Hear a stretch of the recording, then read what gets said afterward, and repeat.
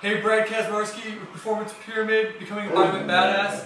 Welcome back. It's a beautiful day, early February, 79, 80 degrees outside. Spring training is starting, and Courtney is right here laying by me. So, time to finish the active straight leg raise progression. We've started through all the progressions, and today we're going to the final one, which is standing position. So, as with the position done in the gym, I've taken these and decided to film the following positions in the gym, and then I'll come back and finish it here. So the first position we're going to do is actually continuing the half kneeling position, but going to a standing. So you're going to see me go from a standing, slight bent half kneeling position, and then just experimenting with different positions, dropping down a little bit lower, standing up a little bit higher, just locking in that pelvis position with a little standing at different angles. Then we're going to go into the three positions in the single leg RDL. We're going to go single leg RDL with the cook band. If you don't have the cook band to wrap around like I did, just hold onto a regular band. It's not quite the same, but it's good enough, you know. And then go into just the standing practice one leg RDL, where I'm going to put my hand against a post just to stabilize myself. And then we're going to finish it off with, I like to use the plate. As you're going to see, we have the handles, the new rubber plates. In the last 10-15 years of handles, which I don't like necessarily, but I like for this, the RDL position, the one leg RDL. Because of this plate, it allows the weight to get farther down, so it kind of offsets it. But it also keeps it farther off the ground. And one of the problems you'll see with people who actually have the mobility in the one leg RDL is they try to get too far down. So if you get a plate, the 25, especially the 35 and 45, as you get stronger, it keeps it farther off the ground. So it lets the athletes feel like they're getting closer when they're actually keeping themselves in the right position. So that's why I really like using the 25, 35, and 45 pound plates with the handles.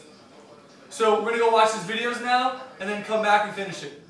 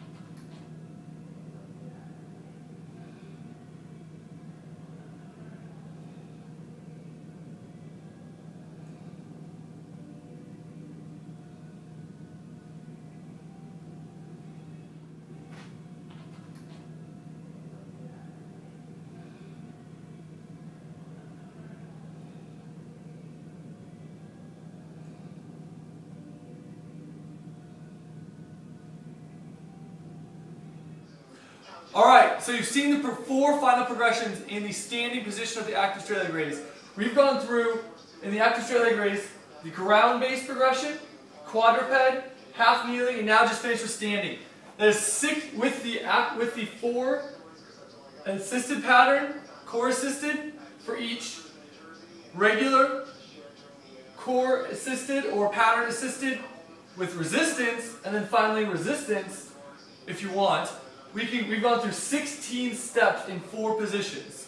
You don't have to go through all those, but we have literally taken care of 16 steps in 4 positions for the active straight leg raise. There's no reason now, with tissue work, we've gone through tissue work all the way down from ground position, least weight bearing, finally to standing position, most weight bearing with resistance. No excuse now not to go through the active straight leg raise correctly.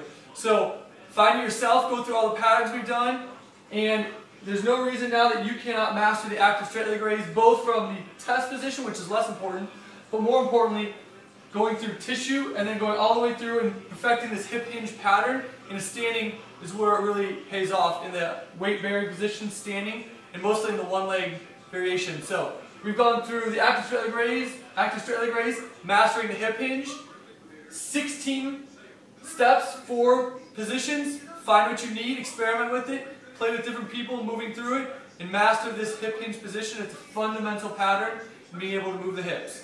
So, gone through a lot of these. Next up, going to be in this pattern series is going to be shoulder mobility. See you then.